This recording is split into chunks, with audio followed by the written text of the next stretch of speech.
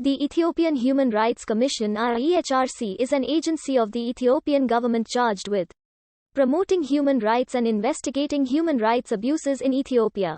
It claims to be an independent agency, mandated by provisions in the 1995 constitution. The Ethiopian Human Rights Commission was legally established on 4 July 2000 as an autonomous body, accountable to the House of People's Representatives, the lower house of the Ethiopian Federal Parliament. In 2004, Parliament appointed the EHRC's first Chief Commissioner. During 2017 and 2018, Adisu Gebra Exeabher was the head of the EHRC. In February 2019, Daniel Bekele, a former Amnesty International prisoner of conscience, director at Human Rights Watch and a frequent critic of the EHRC, was appointed as the new Chief Commissioner and charged with its reform. Under Proclamation No. 210/2000 establishing the EHRC, Article 13 states that the Chief Commissioner is accountable to the HOPR, not to the federal government of Ethiopia. Removal of the Chief Commissioner requires, under Article 17, the creation of a special inquiry tribunal composed of members of the HOPR, of the House of Federation and the Vice President of the Federal Supreme Court.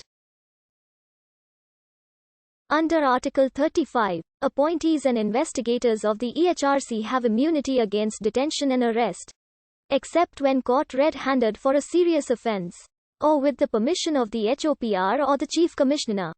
Article 40 establishes non-answerability for defamation for complainants to the EHRC and for EHRC reports. In 2019, Amnesty International described the EHRC as lacking independence in serving government interests, rather than providing accountability for abuses. As of November 2019, the EHRC paid low salaries. The Chief Commissioner earned an after-tax salary of $270 per month, typical for Ethiopian civil servants. Spending of the $3 million annual budget required approval by the Ministry of Finance, which was seen as a constraint on the EHRC's autonomy.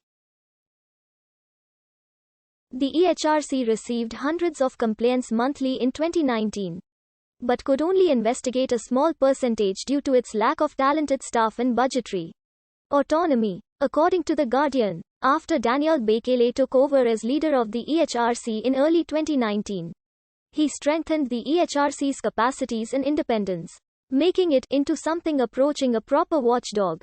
Improvements included greater independence in selecting commissioners and employing and dismissing staff, while commissioners had earlier mostly consisted of ruling party members.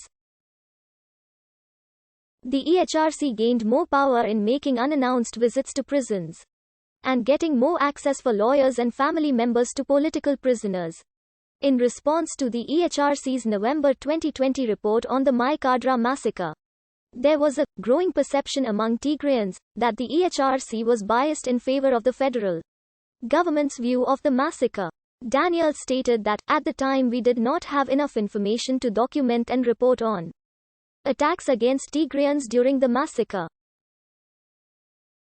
The EHRC's March 2021 report on the Axum massacre provoked outcry among Ethiopian and Eritrean government supporters. According to The Guardian, the Attorney General's office initially claimed that the victims killed in Axum were Tigray People's Liberation Front fighters rather than civilians, while later conceding that 40 of the victims were civilians. Daniel stated that a good number of officials reacted constructively to the report, while some were very dismissive.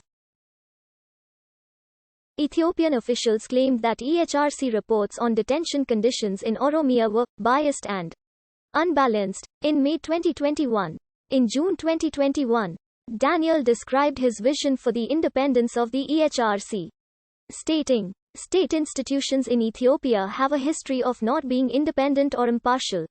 But on the other hand, we have started a process of trying to build independent institutions, and I believe the Ethiopian Human Rights Commission is one of them." The EHRC published its full report on the Hachalu Hundessa riots on 1 January 2021. It found that part of the killings were a crime against humanity, with deliberate Widespread systematic killing of civilians by organized groups in 40 different locations over the 3 days of the 30th of June to the 2nd of July 2020. The EHRC counted 123 deaths, 76 of which it attributed to security forces. The EHRC found that security forces successfully prevented attacks in some places, failed to prevent them in others, and appeared to have used excessive lethal force. The EHRC called for regional and federal government investigations, judicial proceedings and institutional development to prevent the recurrence of similar events.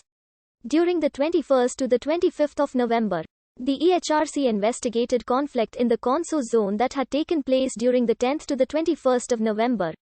It found that 66 people had been killed, 39 injured, 100,000 displaced and houses and other property had been burnt.